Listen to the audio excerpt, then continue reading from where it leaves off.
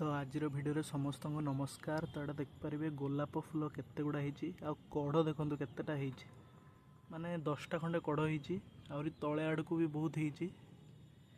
तो मो गचर एत फूल कढ़ केमती आसूँ मेन कारण कौन ना माटीटा बहुत भलसे प्रिपेयर होती। मो पुराणा वीडियो देखते तो मुझे आपको कही जानी एठे कौन कोकोपीट वर्मी कंपोस्ट गोबर खत बाली माटी ये सब दिखाई आ सार बिल्कुल दिखाई जदि भी केत पोक हो तो आमर नीम तेल नीम तेल स्प्रे करूँ। आदि खत देवाक इच्छा हम तो सार देवाक इच्छा हम तो सब नीम पिड़ा सोरिष पिड़ा देवे। सार देले कौन प्लांटर ओवरऑल हेल्थ को एफेक्ट करिबा बहुत जल्दी मरीज।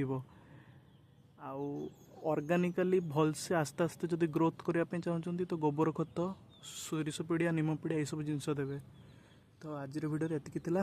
तो आशा करुच्च आपको वीडियो भल लगे तो निहाती वीडियो को लाइक करूँ शेयर करूँ आम चैनल को सब्सक्राइब करूँ। नमस्कार, जय जगन्नाथ।